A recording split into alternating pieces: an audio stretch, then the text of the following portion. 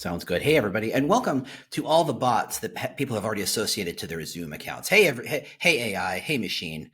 How lovely to meet you all. So, as I find the buttons to allow me to share my screen, I'm vamping. I had a change of heart. I know the presentation was ostensibly about this idea of running to standstill. And the more I thought about it, I have a whole presentation involving a lot of Alice in Wonderland references.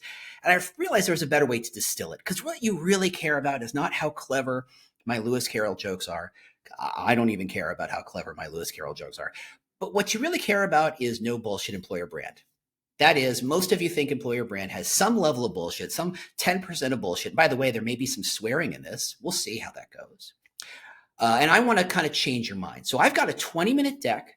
I promise not to go more than 20 minutes to try and change your mind, to help you understand that employer brand has a huge impact on literally every company that takes advantage of it. So we're going to kick off with the first interactive portion, and that is open up your chat window.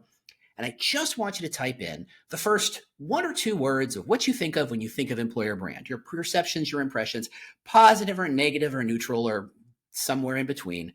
Just jump into the chat and give me one or two words of what you think about as employer brand. And Crystal has already become my favorite person. That is a great one. EVP, marketing, canned, mission statement. Ooh, mission statement. Okay. Photos of high-fiving people. Oh, I love it. It is the equivalent of the women laughing while eating salad. Does everybody remember that meme from 10 years ago? That was a classic. There were Halloween costumes. Getty Images, Brandon, get mean. Brandon, get mean with Getty Images. Way to attract talent. Public image, contrived. Interesting. Fake. Love that, Bill. Thanks for being honest.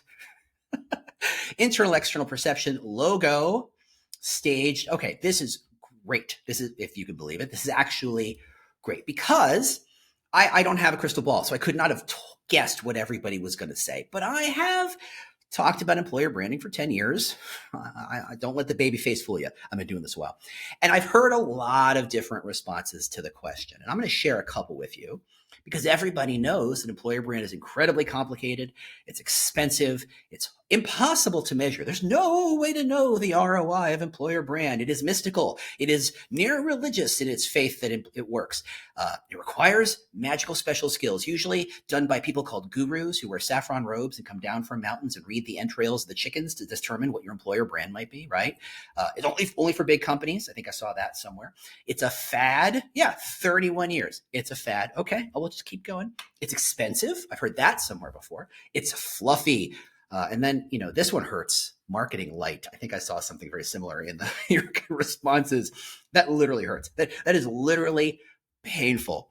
And it's only for cool companies, which is ironic because cool companies don't really need employer brand like uncool companies do. And of course, some people think it's expensive. I don't know if that's come through to you. So my hope is in the next 20 minutes, I change your mind because this is not what employer brand really and truly is.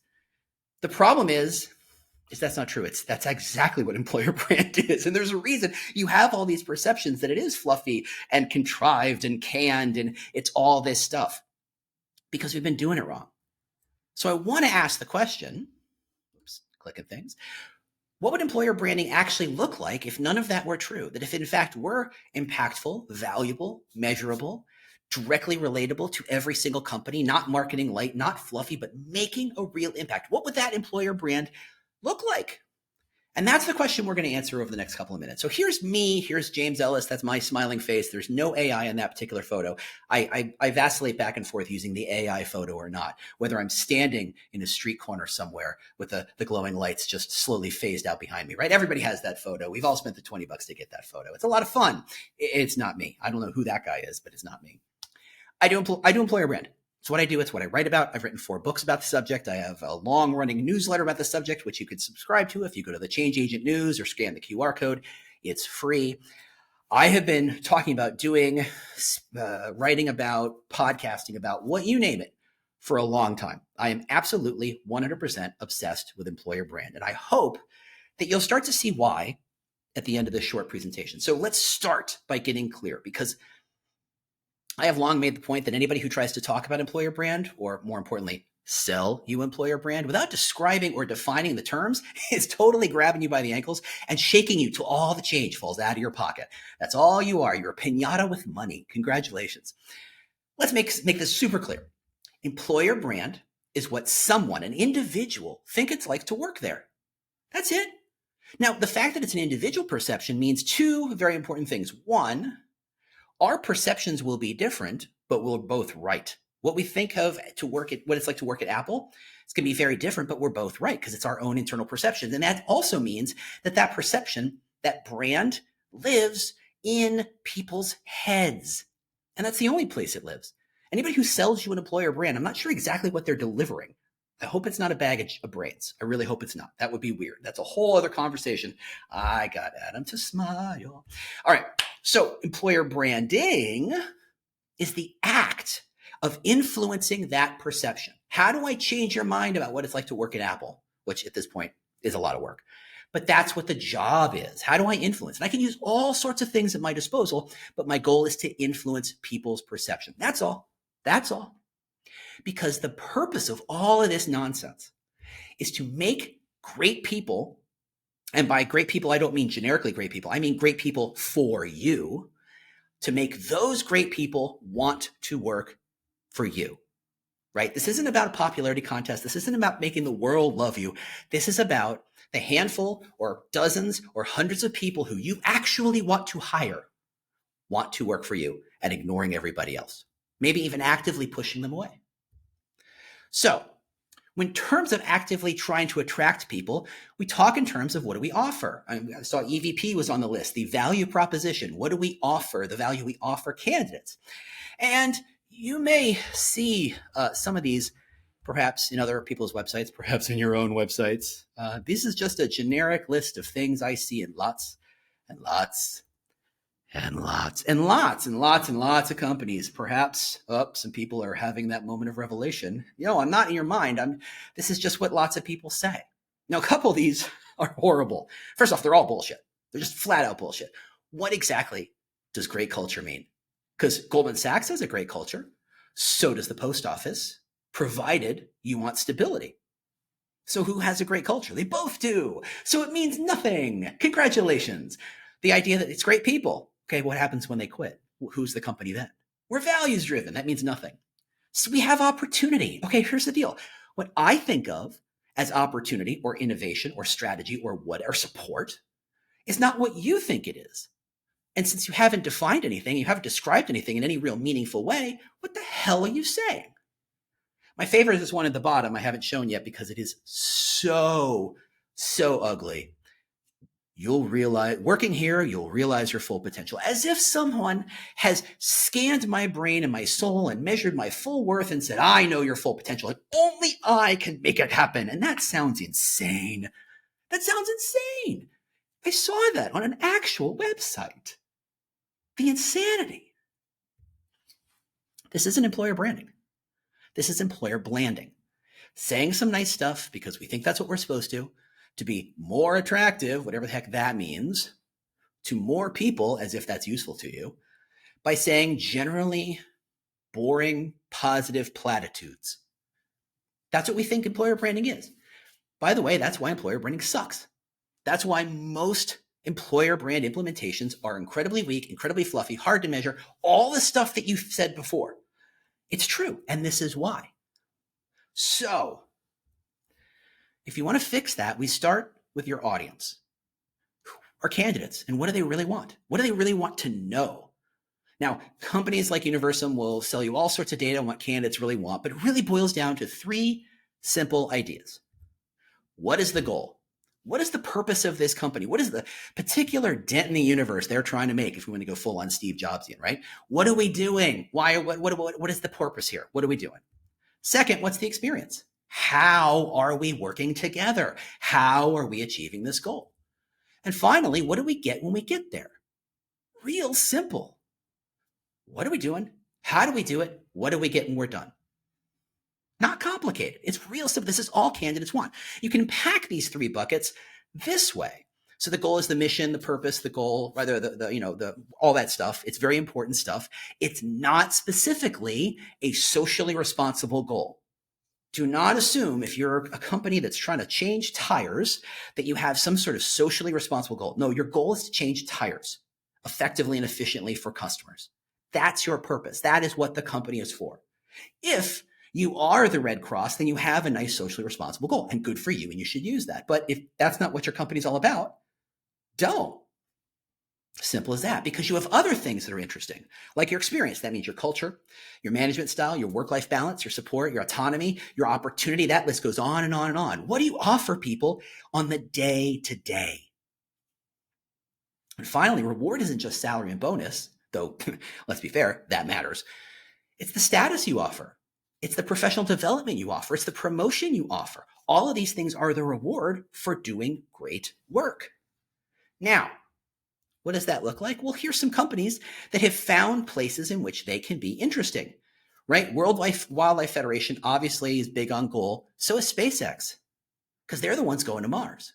Now, SpaceX is a great example because 4 years ago, Universum did a whole big survey on what engineering candidates wanted. And what they all wanted was work-life balance, supportive management, and time to grow. Where did they all want to work? SpaceX, where they got none of that. Explain that to me, please. Because in the end, they wanted something that only SpaceX offered, and that was the chance to be a part of the mission to Mars. Simple as that. Because the experience sucks. God, having to work for the melon? Come on. That sucks. That's horrible, right? The reward? They didn't pay very well. And certainly you're not getting, you might have some status, but you're working so hard you don't have time to enjoy it. But that's where they found their point of differentiation. That's the thing that they said, this is what matters. Pinterest is all about empowerment. You can see it in everything they talk about on their career site, on their social, on their job postings. They're empowering their people. So if you want empowerment, you got to put Pinterest on the list. If you want to impress people, it's Netflix. If you want cash, it's Goldman Sachs. Everybody has a different thing they can talk about, what sets them apart. Because we're not trying to get people to think we're positive. We're not getting people to think we're attractive or a wonderful place to work, but to get them to choose us over other companies. Okay? So what our goal here is to figure out what's the one, maybe two things about our company that's different from our competitors. Not the known universe. I hate the game of how are we not the same? How are we different from 50 million other companies? Like, I'm not asking you to be. If you're hiring in Atlanta, how are you different from other Atlanta companies hiring similar people to you? If you're hiring project managers in biotech, how are you different from other biotechs hiring project managers? Find your competitive set and figure out how you're different. And when you find it, you've discovered your hook. Now, a hook's kind of magical.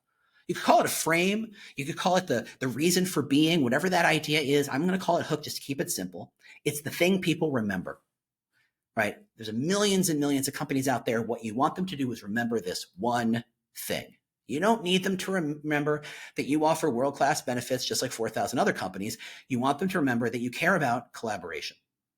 Okay? For example.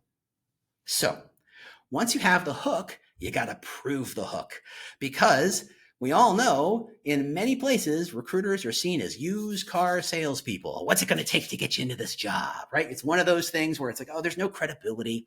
And that's unfortunate because recruiters are wonderful at what they do. But is a hook conditional to the role of the generational? Oh, we're getting into generational stuff, Bill. Really? I'll get to you later. So how do you make that hook credible? Very simple. You make it specific, attractive, and different and real. What do I mean by that? So when I say specific, I don't mean we have a great culture, because obviously everybody says they do. I don't even mean we have a great collaborative culture, because what exactly does that mean? What I think of as collaborative and what you think of collaborative is different. It's completely subjective. If instead I said, hey, we're a biotech and we care about collaboration because that's how we're going to succeed. And everybody who joins takes a one-day class on how to work better with other people from other functions. Because our entire company is predicated on an engineer who doesn't know anything about biochemistry, but is excellent at engineering, talking to a biochemist who doesn't know anything about engineering, but loves and is excellent at biochemistry, to work together to invent a future. Well, shoot, that's credible as hell. I buy that. That's super specific. Oh, I get it. You're not just saying it because it's a pretty word or because you stuck it on a poster somewhere. You're saying it because it supports your entire business, and you've shown me how much you invest in that idea. And obviously, anything a company spends money on is something it actually cares about. It's got to be attractive. So that means not everybody's going to care about collaboration, but the people who do, yeah, they want to learn more. It's got to be different. You got to be the only one talking about collaboration at this depth to make it work. If everybody's talking about collaboration, you're in trouble, right? If you're trying to be the best among many and you're like same as everybody else, but 5% better, all anybody heard was you're the same as everybody else. The job is to find what you're different at. And obviously, no bullshit. Stop lying to people. Make it real. The word, I'm having that moment. I'm blanking on the word. Where we aspire to being this thing. Yeah, you're right. That's another word for lie. That's another word for bullshit. Okay? So, how do you make this real? You align all your recruiters and your hiring managers to this hook. Make them get. There's 100 positive things you could say about this company, about this job, but what I want you to focus on is this hook. Okay? Then every piece of communication that goes out, your social media, your career site, your job postings, your outreach messages, everything has to connect to or reference that hook. Why? Well, if a recruiter talks to a candidate about how great and collaborative they are, and the candidate's like, oh, that's really cool, I want collaboration, and the call ends and they hang up the phone, what's the first thing the candidate does? It goes to see if the recruiter's full of shit. And they go to the career site and they go to the job postings and they go to Glassdoor and they go to all the places to say, what's really going on? And if they don't see anything about collaboration, guess what? The recruiter was full of it. But if they see collaboration or whatever your hook is, everywhere they see, they have to go, they must mean this. This must be for real. Okay. And now you're playing at a whole different level, right? Because most recruiters are not credible, and anything that creates credibility for a recruiter gives them a superpower. Then you go deeper. You got to find new ways to show that hook, right? You can say, hey, look at this integration between engineering and biochemistry. You can tell that story 10 times, but talk to your legal team. Are they collaborative? Not that you need to hire any lawyers anytime soon, but nobody expects the legal team to be collaborative. And if you show how this weird outlier team, even they are collaborative, they really must mean this. It just creates depth. Once you've embedded that hook, once you've really stuck it in, surround it with the rest of the stuff. Hey, we got a good salary. Hey, we got benefits. Hey, we got all this stuff, PTO and all this, the rest of the stuff, even if it is exactly like everybody else's. Because if you just show the stuff that's exactly like everybody else, you're not someone anybody can choose. You're a coin flip at best. But if you start with that hook and people go, ooh, I like that hook, the rest of it's just supporting evidence. And that's incredibly powerful.